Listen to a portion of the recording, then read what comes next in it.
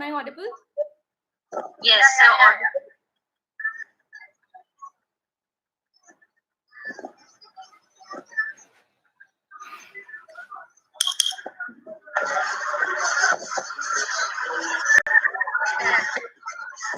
You can start.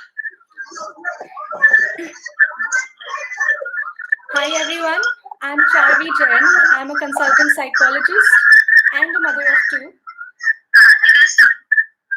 Am I audible? Should I go ahead?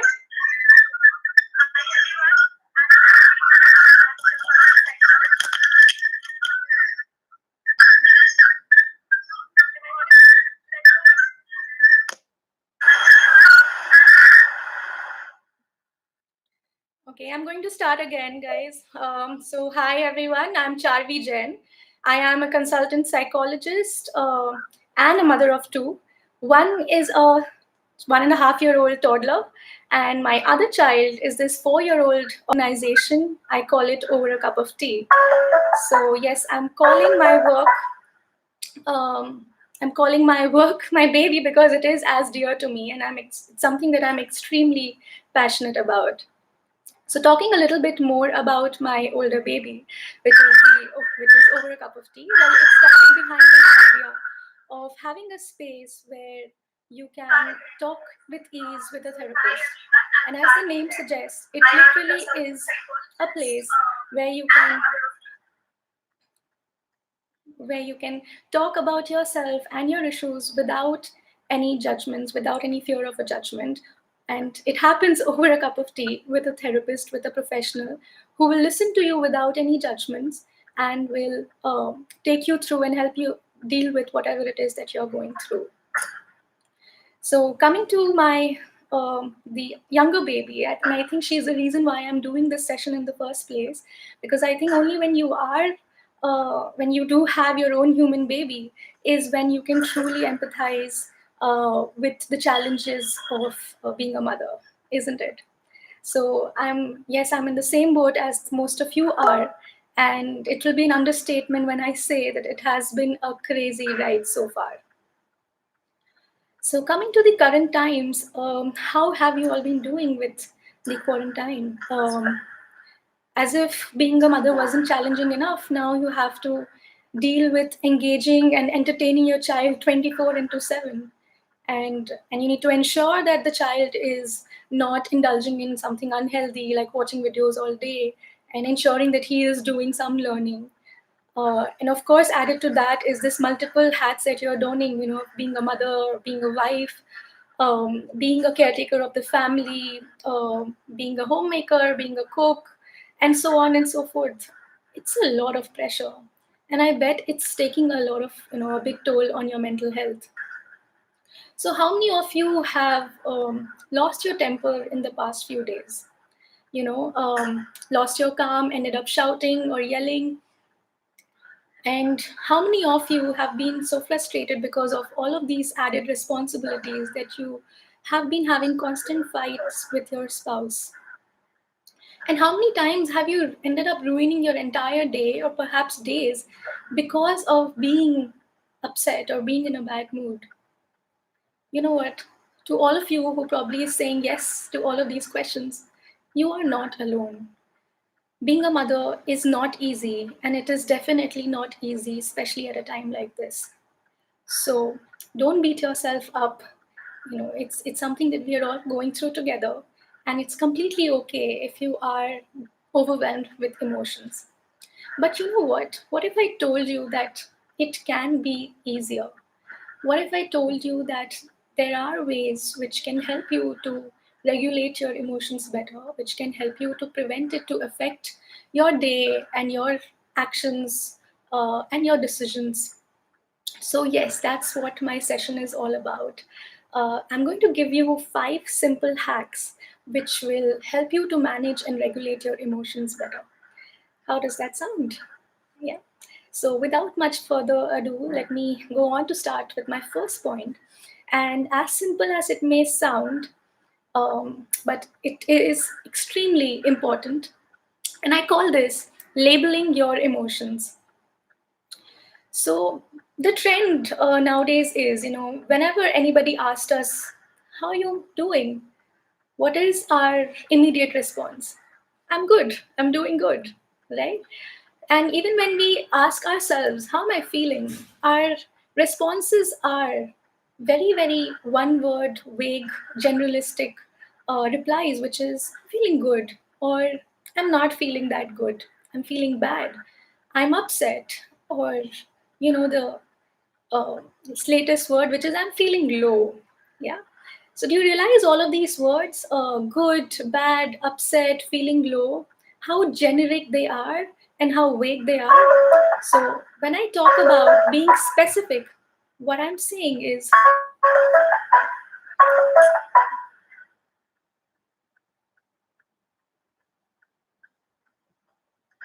okay, there was some technical glitch here.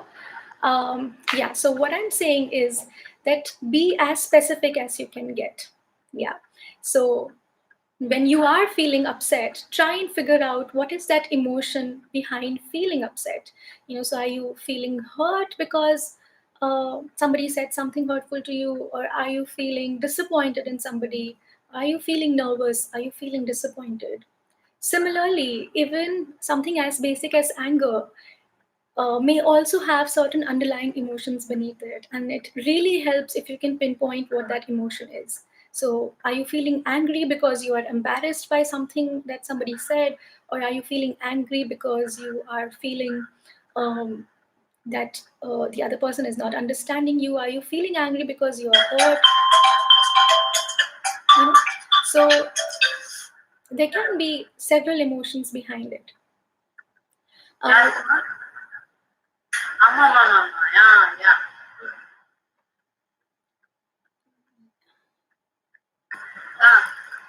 Okay.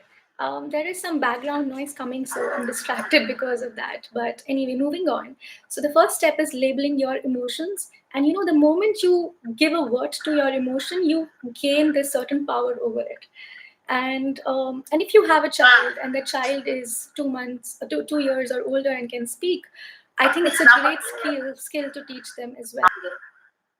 So while you identify and label that emotion, try and teach your child as well. Give them the vocabulary to label their emotions, to identify what they're going through. Because just like us, the child also is. 1 second. social service.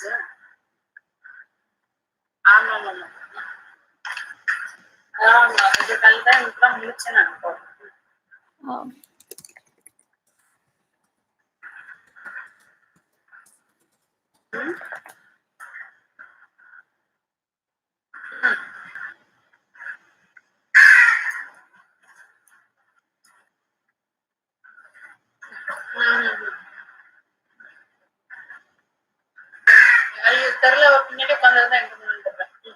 okay, I don't know where this sound is coming from. Um,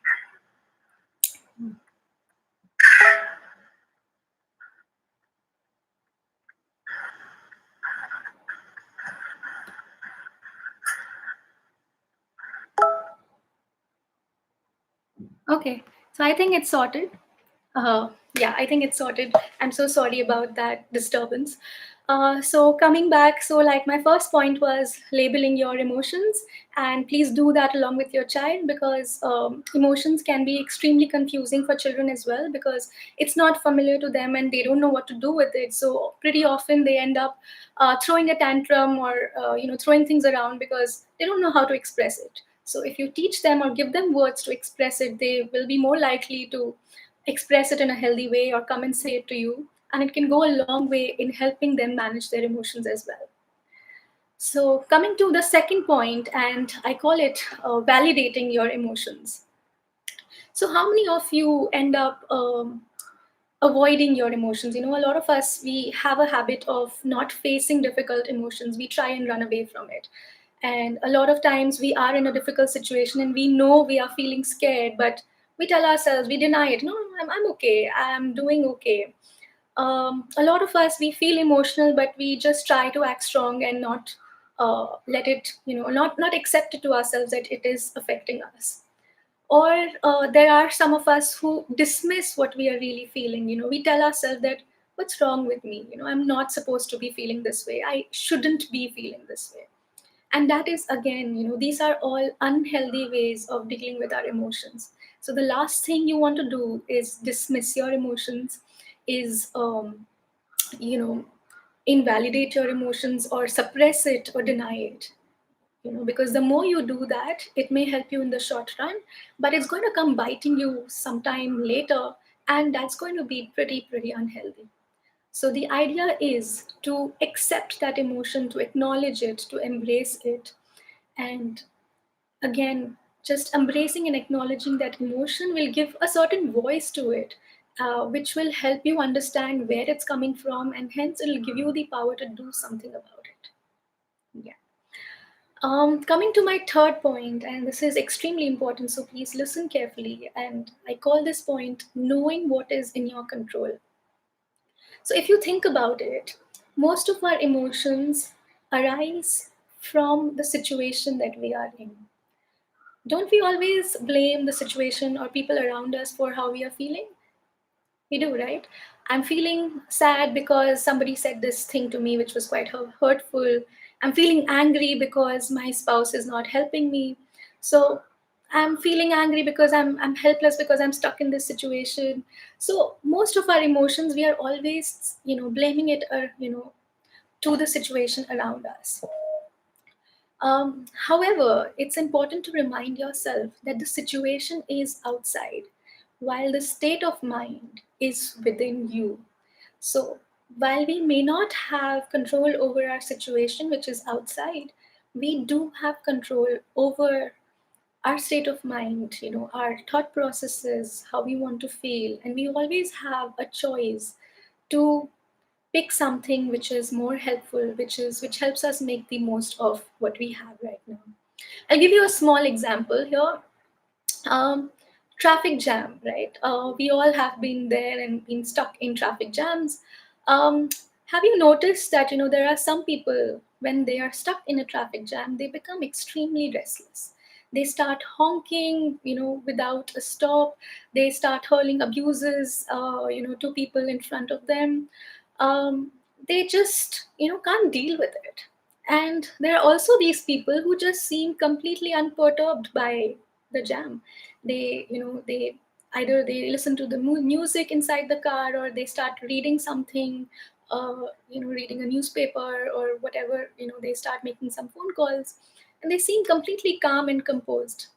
So do you see the difference? The situation is the same. They both are stuck in a traffic jam. However, the responses are so different. And that brings us to this crucial point, which is, that we have a choice, to when we realize that we don't have control over the situation, which, this person who was feeling annoyed, he did not, he knew that it's not in his control, and yet he was feeling restless.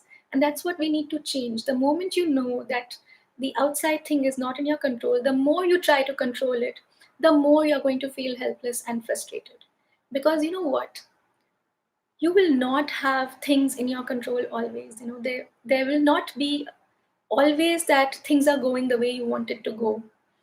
You will have disappointments. You will have people who are not listening to you. You will have your child who is not listening to you, who is not behaving according to how you want him or her to behave. So hence it's important to do your bit, to do your duty, and then understand that the rest of the things is not in your control. The only thing that is in your control is your reaction to it. So try and make the most of it. Yeah. um, Coming to my next point is the fourth point, which I call it, it's something that I think a lot of you might be familiar with. uh, it's called mindfulness. And to people who don't know what mindfulness is, to put it simply, it's just about being in the present moment. And why am I talking about it? Is because most of our negative emotions, they come because either we are stuck in our past, dwelling on our past, or we are worrying about something that's going to happen or may not happen in the future. So let's take, for instance, emotions such as sadness, guilt, remorse. All of these are outcome of, the fact when we dwell upon something that has happened. It is already happening. We can do nothing about it. Similarly, on the other hand, when it comes to emotions such as anxiety, fear, nervousness, all of these come because we are thinking about something that may or may not happen. What if this happens? What if that doesn't happen? Uh, so many what ifs, and we get stuck in that loop. We keep ruminating over what may or may not happen, and that again is not helpful, because again we do not have control over the past, and what may or may not happen in the future is something that you can not do. I mean, you will not know right now, you will only be able to figure it out. So by being in this past and future scenario, what we end up missing out on is the present. And that is what you have right now. That is what you can utilize to do something about it. So that's why mindfulness. So whenever you catch yourself having these emotions, which is, because you're dwelling on your past too much, or you are, worrying about your future too much, tell yourself to come back to the present. And you can do so by doing simple mindfulness exercises. So something as simple as closing your eyes and following your breaths, like just focusing on your inhaling and exhaling, or even feeling feeling the ground with your barefoot can really help you ground yourself. Another very interesting technique that you can follow is this research based technique called 54321.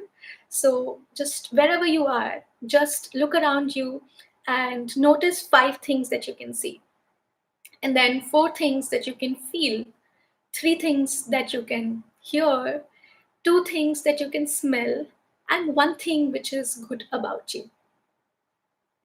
It's a great technique, and it can do wonders, and it can really bring you back to the present moment. And once you do that, you will realize automatically all of these emotions, be it anxiety, be it sadness, they will get minimized automatically. Yeah. And now, coming to my last and final point, the fifth point, which is engaging in mind boosters. So, what really happens is when we are in a bad mood, we often end up engaging in unhealthy activities, which is, for instance, we start to isolate ourselves, we avoid talking to people, or we don't, take calls, we shut ourselves in a room, mindlessly scroll our phone, or else, even if we talk to someone, we end up complaining about it, going on and on about what we are going through. And you know what? Those activities are unhelpful is because it keeps us stuck. It keeps us stuck to that negative emotion. So the idea is to engage in a mind booster, which essentially is any activity that helps you to feel positive. So anything, it can be a very personal thing, it, whatever helps you. So examples could be just going and taking a walk, listening to some peppy music, calling up a friend and talking about something completely different and positive. So anything basically that distracts you, right? And why we are doing this consciously is because we don't want to be stuck. So it's important to acknowledge the emotions, it's important to embrace the emotions and not run away from it. But you need to also ensure that you're moving out of it, because you don't want to waste more time, right? You don't want to waste more time in dealing with that emotion or being with that emotion, because that's only going to uh, be unhelpful and take away your day, or more. So quickly move away from it, and that is what we call as resilience. Acknowledge it and then do some activity which will help you move away from it. So these are my 5 hacks, and I can see that there are already a lot of questions that are posted. So I'm going to come to answering those questions. However, of course, dealing with these overwhelming emotions, and especially in this current times, is not easy. So if you find yourself that you are dealing with something which is constantly nagging you, bogging you down, please feel free to seek help. You can log on to our website, which is www.overacupoftea.in, and we have a therapist which offer online sessions. So wherever you are, in the country, you just need to book a session with one of our therapists, and we'll help you out and take you through with, we'll give you all our support to help you deal with your emotions better. So, and in case your questions don't get answered, feel free to write to me. My email ID is info@overacupoftea.in. So I'll be more than happy to answer all your questions. So let me come to the questions part and see what you all are writing. Um, yeah, so there's somebody named Lisa Gogoi. She's mentioned, "Hi Charvi, I feel guilty about not spending enough time with my daughter as I'm working through the day and reach home very late." Okay, thank you, Lisa, for writing such a beautiful question. I think this is a question with which a lot of us working mothers, this emotion which a lot of these, us working mothers feel constantly, which is guilt. And you know what? The problem is, it's a guilt is an emotion which is so pervasive that whether you are a working mom or not, guilt will always be there. If you are working, you will feel guilty about leaving your child, not spending as much time, just like Lisa has felt. And if you are not working, you will feel that you are really not doing your bit, not earning your bit. So, there is no coming out of it. The idea is to respect the choice that you have made and to make the most of the time that you have. So it's not really about quantity, it's about quality time, right? I'm sure you'll agree. So, Lisa, even if you come back and you spend 1 hour with your child, make sure that you are fully present with her. And as long as you're able to do that, I'm sure your daughter will also understand that. And it's going to be healthy for her, it's going to be healthy for you. So please, let's not beat ourselves and feel guilty. Guilt is the last emotion that uh, that we should feel. Let's look at another question. Okay, little kids. This is a question by Kavita Sahani. She's mentioned that I've heard that positive emotions help us boost our immune system. Is it true? If yes, how? She's also mentioned little kids are home due to lockdown, how to handle their emotions. Sometimes they are sad and aggressive. Wow, very pertinent questions, Kavita. So, to answer your first question, positive emotions help us boost our immune system. Yes, that is true. Um, and how? It's because anything positive that we do, whether it is exercise or when it comes to feeling happy, it helps in release of this hormone concept called serotonin. And serotonin is a very very healthy hormone, and it it helps us keep fit. On the other hand, when we are upset or when we are depressed constantly, I'm not saying off and on, we all do get low, but if we are bogged down by this, yes, it does have an impact on our immune system. So if you have been feeling low for a long period of time, it's important that you do something about it. You seek help, you reach out to professionals, and if you are unsure of who to go to, you can come to us, which is over a cup of tea. You just have to call us and book a session with us. Now, talking about little kids and how to handle their emotions, like I mentioned in my talk, which is, identifying the emotion, you can teach your kids to do the same. Teaching them to know when they are sad, when they are feeling angry, and then helping them to express it in a more healthy way. So maybe by talking about it, or by using art or any other creative means that you can help your child to give your child to do, so that they are able to let it out of their system in a more healthy manner. I will be talking more about how to handle how to deal better with your kids in my next session. It is next session is about parenting. So Kavita, maybe you can catch me live again next Friday, and I'll be talking about it in more details. Let me see if there are more questions. How to be calm and happy in this changed situation? This is a question by Vidya Kanikar.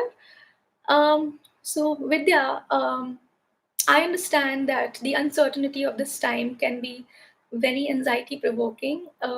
It's hard to be calm, really. But like I mentioned, it's something that is not in our control right now. What may happen in the future, how things are going to go, all of us are unsure.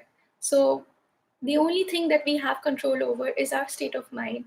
So let's try and make the most of our situation. Ask yourself that what is it that you can do right now. So try and engage with that, whether it comes to pursuing your hobby or cleaning up, organizing, whatever it is that helps you be more peaceful in this current scenario. Try and engage in those activities. Yeah. So I think I'm going to end my session here. I know that there are many more questions. I'm sorry, I think we are out of time. So I'm going to wrap this up right now. But feel free to write to me, email me, like I mentioned my email ID earlier, and I'll be more than happy to answer all your queries. Thank you so much, guys. Bye bye, and have a great time. I think there are a few more days left in the lockdown, so make the most of it, guys. Bye bye.